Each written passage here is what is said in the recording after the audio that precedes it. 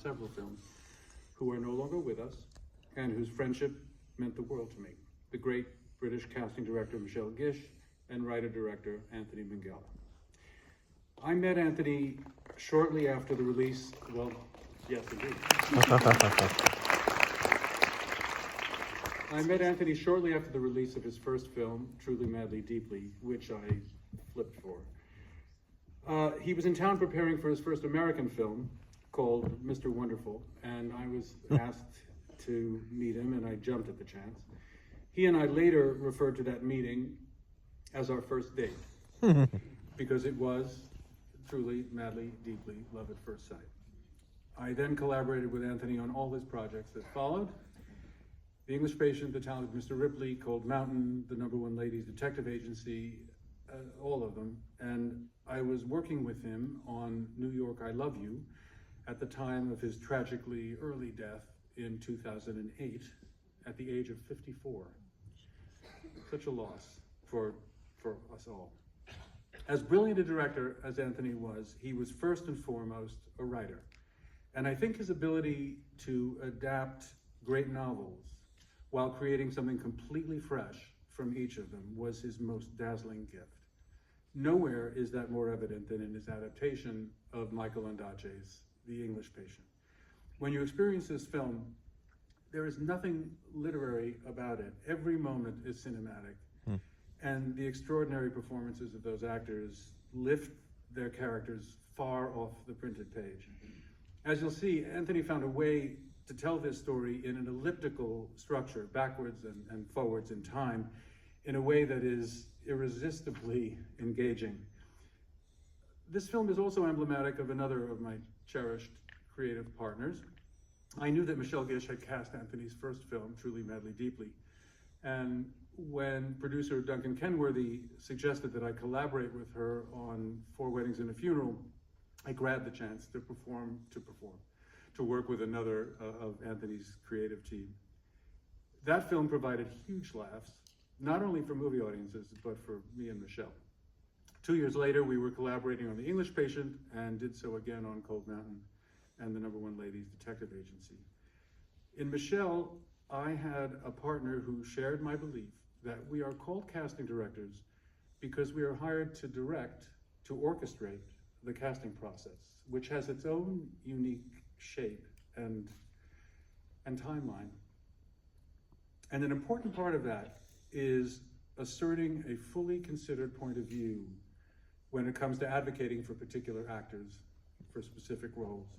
There were never laundry lists of actors' names with her, no covering every possible base, which only hides that there's no specific point of view. She was strong-willed and invariably right, and I miss her. The English Patient is a movie that had a rocky road, and casting was part of it. Its producer was the great Saul Zaentz, whom I knew from when Mary Goldberg and I worked on casting Amadeus, which Saul produced. Anthony had sent the book to Saul. He had read it and was dying to adapt it and film it.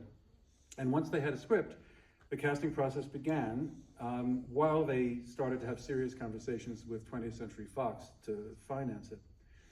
Things came together quickly enough, casting-wise, to soon have a table reading in London, which included Ralph Fiennes, Kristen Scott Thomas, Juliette Binoche, Willem Dafoe, other potential cast members. It was, as you might imagine, gangbusters, and Anthony and Saul declared to the Fox executives that Rafe and Kristen were magic together.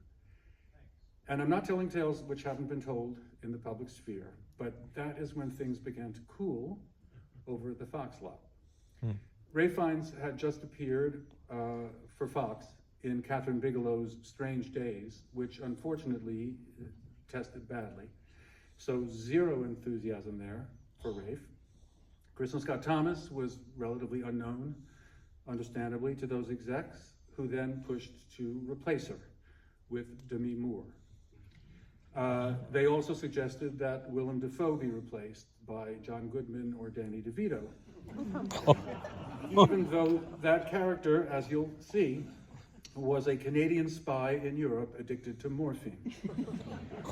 It was then that Saul Zaentz, being the maverick independent producer that he was, said, thanks anyway to Fox, and pulled the film from the studio before the papers were fully signed.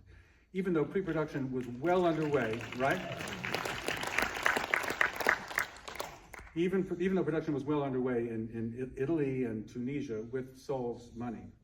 I remember so well that the entire production team was so committed to this film, even when they were told that the studio financing had been lost, that they refused to stop working, and they continued for weeks without pay because of their belief in Anthony, Saul, and the story itself.